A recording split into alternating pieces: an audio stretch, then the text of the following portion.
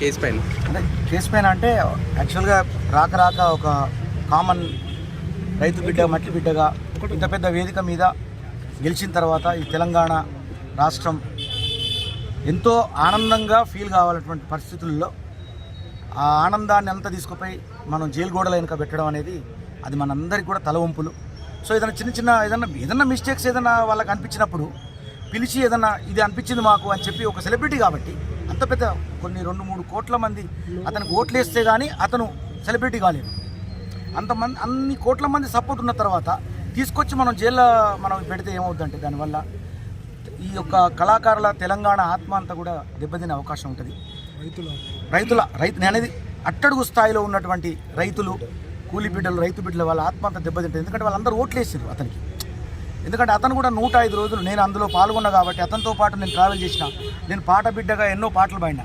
మాకు పాటలు పాడడం ఆటలాడడం ఎరక కానీ అంటే ఈ కోర్టులు, ఈ కేసులు ఇప్పుడు అన్న చెప్తా అంటే అన్న లాంటి వ్యక్తి ఇందులో లేకపోతే అసలు నేను ఏమైపోతుందో నాకే తెలియదు.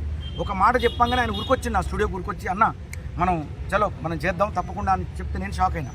లక్ష్మణ్ అన్న కూడా అంటే ఇట్లాంటి సీనియర్ లాయర్లు స్పందించారంటే ₹1 తీసుకోకుండా. లాయర్లు అనగానే ఏంది డబ్బులు ఇస్తాను కావచ్చు అనుకుంటారు, కానీ వాళ్ళు సొంత డబ్బులు పెట్టుకొని వాళ్ళ హైఫై కార్లు తీసుకొని వాళ్ళ ఇళ్ళల్లో మళ్ళీ వీళ్ళని పెట్టి వీళ్ళ పేరెంట్స్ అంతా వాళ్ళ ఇళ్ళల్లో పెట్టుకొని ఇలా చేయడం అనేది ఎంత అదృష్టవంతులు కళాకారులు అనేసరికి ఆ అదృష్టం అనేది నీరు గారిపై ఇలా దురదృష్టంగా మారింది.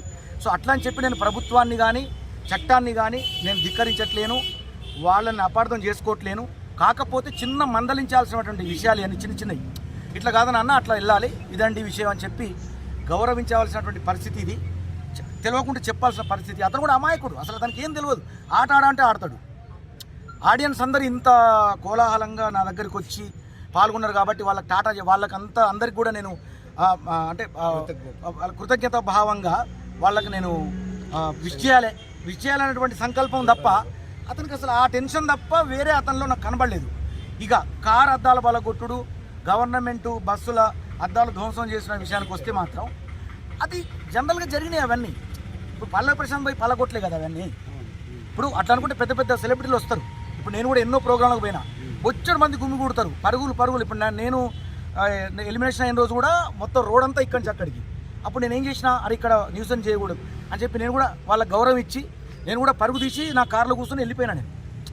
అట్లా అతనికి అంత అవగాహన లేకుండా అరే నా ప్రేక్షకులు కదా అని చెప్పి ఆయన టాటా చెప్పొచ్చు అందరికీ. అంత మాత్రాన అతన్ని మనం తీసుకుపోయి జైల్లో పెట్టి ఇలా 14 రోజులు రిమాండ్ విధిస్తే ఇవాళ చూడండి లాయర్లు ఎంత ఇబ్బంది పడతారు. ఎందుకంటే ఆ పిటిషన్ ఇలా బెయిల్ ఇవాళ ఈ శిక్ష అంటే ఈ యొక్క శిక్ష వేసింది ఎవరంటే ల్యాండ్ అండ్ ఆర్డర్ వాళ్ళు పోలీసులే కాబట్టి వాళ్ళని గౌరవిస్తాను. వాళ్ళకి దయచేసి క్షమించండి, ఏదైనా మిస్టేక్స్ ఉంటే మన్నించండి పోలీసులారా. కాబట్టి ఈ చిన్న విషయానికి క్షమించి ఇంకొకసారి ఇలా జరగకుండా మేమందరం ఏదన్నా మీకు ఇబ్బంది కలిగితే అది ఏమైందని నాకే తెలియదు, నేను క్లారిటీ ఇవ్వలేను. తప్పు ఏందని నాకు కూడా తెలియదు, ఇంకా బాధ ఒక్కటే తెలుసు అంతే. సో బిగ్ బాస్ టీం నుంచి ఏమైనా కాల్స్ వచ్చాయా sir supporting? Bigg Boss team నుంచి కాల్స్ అంటే ఏం రాలేదు. బట్ వాళ్ళు ఏంటంటే మాకు బ్రేక్ ఇచ్చిన వాళ్ళు బ్రదర్.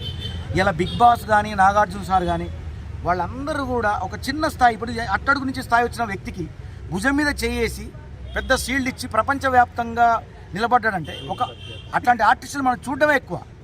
అలాంటి పరిస్థితులలో వాళ్ళు మాకు ఒక స్థాయినిచ్చిన వ్యక్తులు, వాళ్ళ గురించి అసలు మనం మాట్లాడలేము. వాళ్ళు కూడా బాధపడి ఉంటారు లోపల కూడా. బట్ ఇదంతా వాళ్ళు చూస్తున్నారు, నడుస్తుంది. వాళ్ళు ఏం చేయాలో అది కూడా బహుశా నాకు చేస్తారని ఆశిస్తున్నాం మేము.